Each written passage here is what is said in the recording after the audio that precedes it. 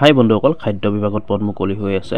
FSSAI requirement 2025 vacancy food department ভৰ্তি 2025 organisation food safety standard authority of India চমুকৈ FSSAI কি post মুকলি হৈ আছে চাওক। Director, joint director, HR manager, assistant director, administrative officer, HR private secretary, assistant manager, এনেকুৱা ধৰণৰ পোষ্টসমূহ মুকলি হৈ আছে। Total post various. Apply mode online মাধ্যমেৰে আপোনালোকে এপ্লাই কৰিব পাৰিব আৰু সমগ্ৰ ভাৰতৰ কাৰণে মুকলি হৈ আছে। সমগ্ৰ ভাৰতৰ কেণ্ডিডেটে এপ্লাই কৰিব পাৰিব আৰু পুৰুষ আৰু মহিলা দুয়োটা কেটেগৰীয়ে এপ্লাই কৰিব পাৰিব। হু কেন এপ্লাই দেখিছে আপোনালোকে, all India male and female, তাত পুৰুষ আৰু মহিলা সকলোৱে এপ্লাই কৰিব পাৰিব।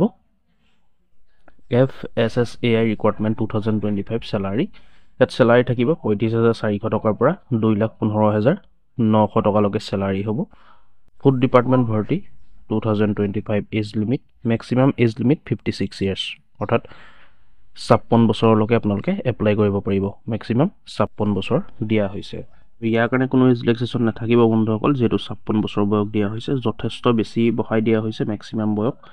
তাৰ কাৰণে কোনো এপ্লিকেশ্যন ফিজো নাই আৰু ইয়াৰ কাৰণে কোনো এজ ৰিলেক্সেশ্যনো নাথাকিব। চিলেকশ্যন প্ৰচেছটো দেখিছে আপোনালোকে, কোনো এক্সাম নহয়, ডাইৰেক্ট চিলেকশ্যন হ'ব। মানে এটা ভাইভা অনুষ্ঠিত হ'ব, ভাইভাৰ মাধ্যমেৰে আপোনালোকক চিলেক্ট কৰা হ'ব। ইয়াৰ কাৰণে কোনো এক্সাম, ৰিটুন তেনেকুৱা ধৰণৰ কোনো এক্সাম নহয়, ডাইৰেক্ট চিলেকশ্যন প্ৰচেছ আছে, ডাইৰেক্ট চিলেকশ্যন কৰা হ'ব।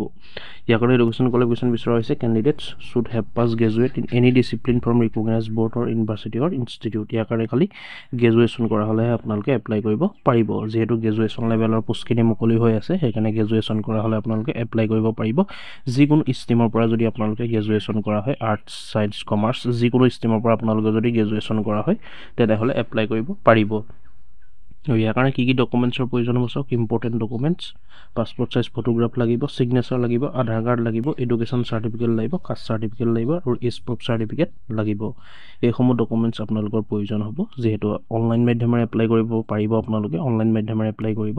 অনলাইন মাধ্যমেৰে এপ্লাই কৰিবলৈ হ'লে আপোনালোকৰ ফটোখন, যিখন পাছপৰ্ট চাইজ ফটো হ'ব, সেই ফটোখন আপোনালোকে ধুনীয়াকৈ ফটো মাৰি ল'ব আৰু ছিগনেচাৰটো আপোনালোকে এখন ব্লেংক কাগজত চাইন কৰি পেলাই ছিগনেচাৰটো আপোনালোকে ফটো মাৰি ল'ব, ফটো মাৰি আপলোড কৰিব পাৰিব। গতিকে যিসকল ইণ্টাৰেষ্ট হয়, যিসকলৰ এডুকেশ্যন কোৱালিফিকেশ্যন মিলে বা আপোনালোকে এপ্লাই কৰোঁ বুলি ভাবে, আমি ভিডিঅ' ডিছক্ৰিপশ্যনৰ লিংকটো দি থ'ম, অনলাইন এপ্লাই কৰা লিংকটো, আপোনালোকে তাত গৈ এপ্লাই কৰিব। গতিকে ভিডিঅ'টো ইমানেই আছিলে বন্ধুসকল। ভিডিঅ'টো শ্বেয়াৰ কৰিব, ভিডিঅ'টো লাইক কৰিব, কিবা সুধিবলগীয়া থাকিলে নিশ্চয় কমেণ্ট কৰি জনাব আৰু এনেকুৱা ধৰণৰ আপডেটবোৰ পাই থাকিবলৈ আমাৰ ইউটিউব চেনেলটো ছাবস্ক্ৰাইব কৰি ল'ব। ধন্যবাদ।